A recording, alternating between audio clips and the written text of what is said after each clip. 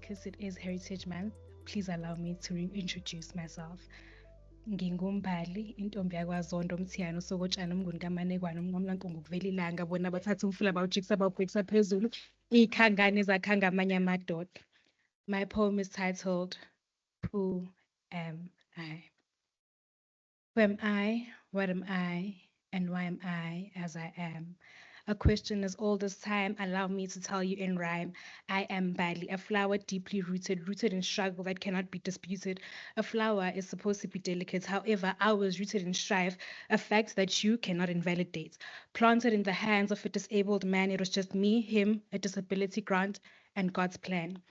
Who am I? What am I? And why am I as I am? I'm the child of a storyteller. My father spoke of walking for hours just to learn, of moving to Soweto so his future could turn. He told of Bantu schools with broken chairs and policemen who dragged him out mid-lesson unprepared. At night, he hid as gunshots lit the air. Bang, bang, bang. 3 bullets found his spine, and with them, the dream of a first-generation graduate died. Who am I? What am I? And why am I as I am? I grew up in Johannesburg, eGoli, Gauteng, Maboneng, kwandonga ziyaduma. Kwanyama ayipheli kuphela amazinyo endoda, the meat never runs out. However, I quickly realized that there are no riches. Inyama iyaphela. I was brought into a house where people came to look for a better life. Every year, someone new came. My home was their transit frame. Shed walls were the story of my life. Sacrificing for others was all that I knew. Who am I? What am I? And why am I as I am? I was told that I'm not beautiful enough, I'm not strong enough, I'm not smart enough, I'm just not enough, I will not make it. Just like my parents who moved to Joburg and never did. I carried those people's hate in ways that they never thought I did, and that made me want to find myself. So, who am I? What am I? And why am I as I am? Without any riches, silver, or gold, I made it into varsity, defying what I was told. I struggled through lectures, intimidated by Witz's cold and gray structures. I changed courses in pursuit of happiness, and that took away my sense of emptiness. With no food, no fans, just a dream, all I wanted was to see my dad beam. Who am I? What am I? And why am I as I am? Facing failure, the death of loved ones, and poverty, I thought that I will never reach my destiny. Maybe those people were right. Maybe I should stop the fight. Going to therapy started my journey to recovery. Sitting in front of the Wits readmission committee, I had to retell the story of my misery. Who am I? What am I? And why am I as I am? I was given a second chance to rewrite my future and advance. With the life I grew up witnessing, always giving, never receiving, but helping, I realized is a fact of life. I decided to assist those who were like me, those who were silenced, those who needed me. Who am I? What am I? And why am I as I am? Through trials and dreams not recognized, but then dreams realized, I built a space for women to be seen, not for their failures, but for their strength, a place to explore their depth. Even in the faces of storms and winds, I found strength deep inside my limbs, and my strength was recognized through a leadership award. I was honored and prized. Thank you to the social worker who said, Mbali, if you're hungry, come by. To the VITS Citizen and Community Outreach for the meals and a safe bed at night. To the discretionary fund that cleared my debt so that I could graduate. To the academic advisor who saw me and not just my marks. To the therapist who listened without rushing to fix me.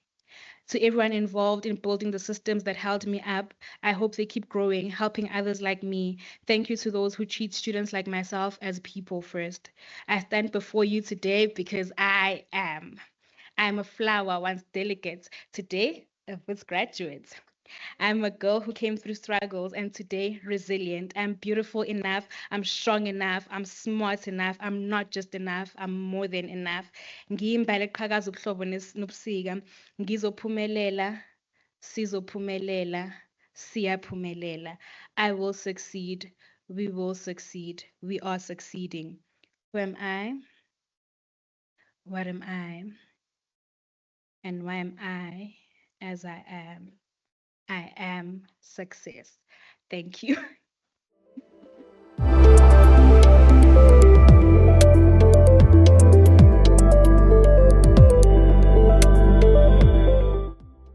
Thank you. There's so much to be shared and said. So thanks to Mbali for sharing the beautiful poem with us. On that note, we're going to open the floor for comments, questions, and reflective sharings. So let me just check if there are any on the teams. I think Okay, we're let's all not all go and raise our hands at the same time. Okay. Thank you, Mbali. That was a beautiful reflection. Thank you so much, Dr. Kupe. It's amazing to see you here, and thank you for alerting me to this opportunity.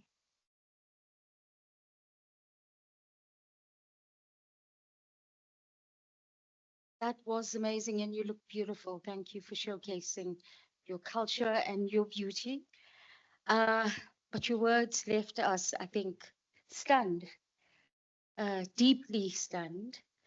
But it also went to many places. I think it went to our own wounds, your wounds, and we felt it all.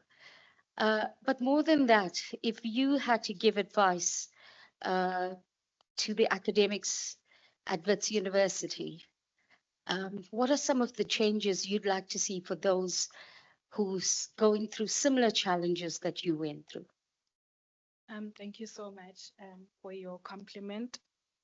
To answer your question, I believe that there's as an academic, I know that we are most are focused on teaching and ensuring that students have their knowledge. But however, I'd like for academics to know that a student isn't just their scripts, they're not just the paper that they submit, but they are a holistic person. And I don't believe that a student just fails at the end of the year. So I'd like to see the use of more data. I'd like to see the factoring of what makes a student fail. Why is the course not be why are the students in the course not performing enough? The use of data, maybe a student, for example, who didn't take physics in high school but made it into the course may struggle with physiology. So such uses of data to see what factors make student fail, and not just look at the student as somebody who must submit a script, must produce results, and will be excluded if they don't. I hope that answers your question. No, it does. Thank you so much for that. And then on the flip side, what is the advice you'll give to the students? Please say again. What advice would you give to the students for their journeys? All right, so the best thing that has worked for me is reach out. There are structures in place to help you. Wits does amazing with that. The only issue is that students don't know about it because they do not reach out. So whatever problem, no matter how small you think it is, no matter how early you think it is in the year, if you do have a problem, reach out. Can I follow something? Do you think it would be of value then if we have some of these structures? I mean, and you are right, we don't talk to each other in terms of structures as well. Would it be of value if it is at least listed on course outlines or WASI spaces as reinforcing reminders? And so I think the structures are actually there, especially on Ulwazi, on the actual student course page. The structures are there. However, with the academic pressure, it's very difficult to go back there. And I think maybe during orientation week, these structures are communicated. It's just that we forget about it mid-year. So I think the best thing is that maybe beginning of each block, or when you see a student who's struggling, to just say, hi, here's a reminder, we do have these in place. So I think the best thing is just constant reminders to say, if you are struggling with your mental health, we do have the CCD, we do have the OSS. If you do not have food, we do have the WCC. The WCC also just remind students of the structures that are there, and not just put them on page one of the course pack, because I doubt that if I'm going through academic pressure, I'll go back and read that. Oh, thank you so much for that.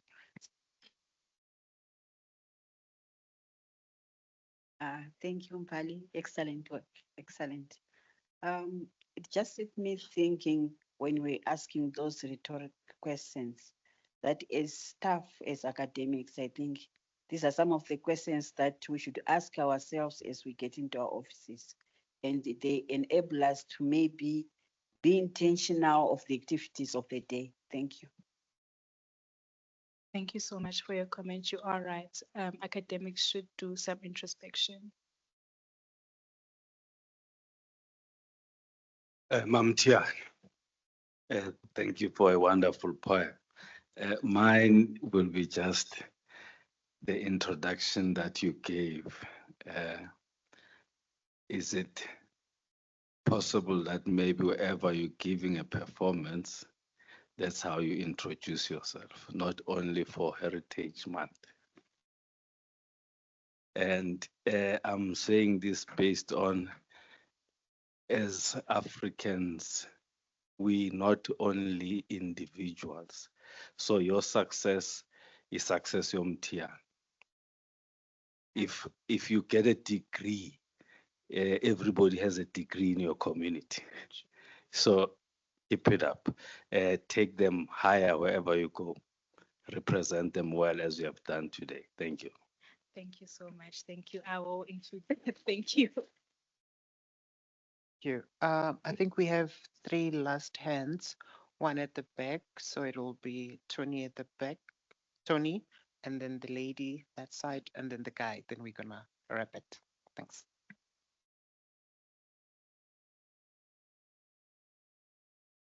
Hi, Sisi. So, It's nice to say Sisi, and not say colleagues. Um, I was just gonna say it's really beautiful to hear a poem like that rooted in our language and expressed in our own understanding. University is it's very complex. Okay. And what would you say to a student who comes from a rural background, who comes into the university with all the dreams and the goals to go back home and be the pride of the community, and finds the university, um, the teaching spaces where they have no identity? The teacher or lecturer or educator would call them yellow because they were wearing a yellow dress when they first met them. And so therefore they don't address them with their name. And that's the name that gets adopted. What would you say to a student who goes hungry because they have to send money home from NSFAS that pays little, and they still need to help the family back home because the goal of coming to the university is to make something of themselves so that they can go back and help with the community? What would you say to that student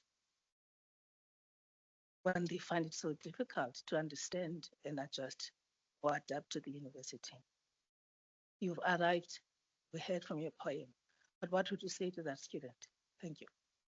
thank you so much for the beautiful question, ma'am. I think one thing that students should know is that entering first year of varsity is an achievement, but it's not your success.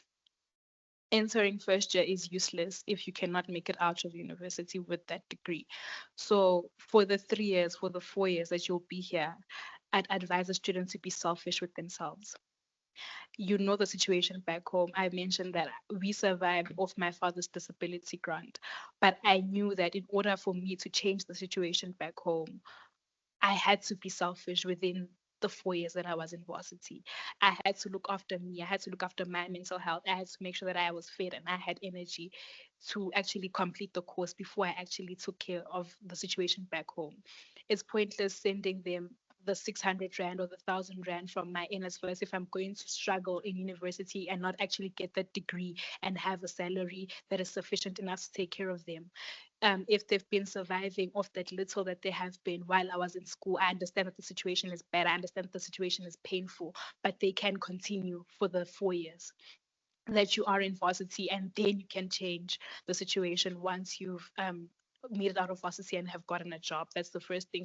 I'd advise a student: be selfish with yourself just for that 4 years.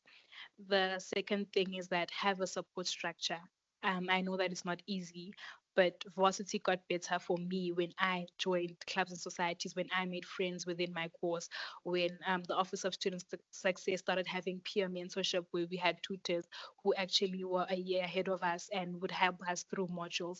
So I believe that students should reach out, have a support structure of your peers, have a support structures of your academic advisors, have a support structure, but most importantly, take care of yourself. You are the most important person in the moment that you're in varsity, and you cannot change anything if you aren't okay. So that's the advice that I'd give to a student coming from a rural area. As painful as it is, try to focus on the issue at hand, which is your degree at the time. I hope that answers the question. Thank you. Last two questions. May we please try and keep them brief? Thanks. Sure. Bit loud. Thank you so much, Mbali. I think it's so special to watch someone come into the space and share vulnerability, because I don't think that's always easy. And I think in a space of academics, it's also even more important for us to see that it can happen. My question is going to be hopefully really short. So I'm a volunteer mentor with an organization that brings in rural students into health degrees across the country. And part of what we're seeing when we try and mentor these students is that when they come from the rural environment, they automatically have this inner sense of resilience and the sense of wanting to do things by themselves because that's all they know and it's all they've been doing. And what we find is it's harder for us to get these students to accept help from us or advice or guidance. And I'm wondering, based on your experiences with students and maybe in your own lived experience, what are strategies that we could think about in encouraging these students to see us as support and not a crutch that they should be using? Thank you so much for your question. I think, I'm not sure if you've tried implementing this, but I know that I struggled as well with accepting the help, especially for the first 2 years that I was in varsity. I thought that because I'm coming from high school, I was a top achiever, I'll get share and I'll succeed on my own again. However, it was a reality call that doesn't work that way. So I think the biggest thing, what helped me actually take advantage of the help and actually use the help was when our academic advisor called people who had failed that year together into one room and showed us that, hey, you're not alone. There's hundreds of other students like you. Look at each other. These are the people who are in the same situation that you are in. This is what we have to help you. Please take care of it. I think on that day we had like a group project that we had to work on, how we plan to tackle the year.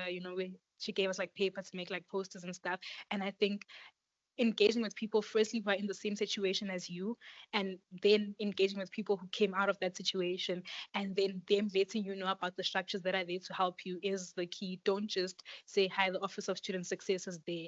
Show me that, hey, you and all of these others need this office. You and all of these others look at the others that have benefited from this office, and this is the office. We are here to help you. I hope this makes it better, not just to come as the Office of Student Success or as the faculty, but rather show us other people in our situation, show us other people who come out of the situation. I hope that answers your question. Yeah, thank you very much. I think I'm still riled up from the previous speaker, Professor Emnet, when he said that the university is not just a site of knowledge, but also it's a site of moral generation and moral regeneration. And Bali, in your poem, you speak extensively about the number of services that have personally benefited you, right? Academic advisors, OSS, CCDU, WCCO, and everything else. But I think for me, going back to the idea of the university as a site of moral generation and the idea of social justice, social responsibility, and social responsiveness, a lot of times the university is seen as a service provider. So what can you give me? Then that's where the other institutions and other agencies and offices come in terms of CCDU, WCCO, Transformation Office, OSS. We can name them all. It's a service you give. So we're seen as a service provider. But I think for me, in line really with the idea of social responsiveness, in line with the idea of social justice, in line with the idea of moral generation, moral regeneration. How does it look like when the relationship now becomes mutually symbiotic? So not only is the university and not only are the academics in this room service providers to the students, but how does it look like now also when the student is a service provider to the university as well? Because I think that's really where we're really struggling. Because sometimes it's not that we don't care, but to a certain extent, there is a limitation that the academic can really face. Then where can the student population come and as the secondary private service provider to assist? Did your question really well, but I think the institution cannot provide a service to somebody who is unable to receive the service at that time. You cannot expect a student who is hungry, a student who is not okay mentally, a student who is not coping academically to actually receive your service. So in order for the relationship to be mutually beneficial, it's for you to help me put myself in a position where I can receive your service. I think it's pointless for the institution to teach students who are at the end of the year going to fail, students who are going to not be able to perform in their research. I think it also reflects badly on the reputation of the university. So as a university, if these services are there, and some of them, I mean, like I'm an intern at the graduate recruitment program where we are providing a service to external clients and not just the institution, and which is also a money generating office. For us to use such funds that we make outside of fees to actually give back to the students. I know that the GRP forms part of the funding of the CCD, which benefits the students. So I think the biggest thing is to actually put the students in the position where they can receive the services. Number two, break the stigma. I think that's another issue that students face in order before they receive the service. Because when you think of CCD, you think of mental health, you think of psych, you think that they're going to think I'm crazy, right? So I'm not going to go look for the service. So I think the institution should work on breaking the stigma, put students in a point where they can receive these services, and I think make sure that you're not just providing a learning experience, because you're not just there to teach, you are there to teach someone who can learn. It's pointless to just teach, speak to yourself on the whiteboard and leave the class. I hope I answered a bit of your question. I didn't understand it fully. Thank you. So unfortunately, we have stolen 8 minutes from the next session. So in closing, I will just like to say words matched with experiences, her stories, and his stories reminds us of what truly matters, in particularly in the individual being towards a collective. And with that said, I would like to thank Mbali once more. And on behalf of the conference organizers, sponsors, attendees, we have a small gift of gratitude. So may you please accept it. Thank you. Thank you.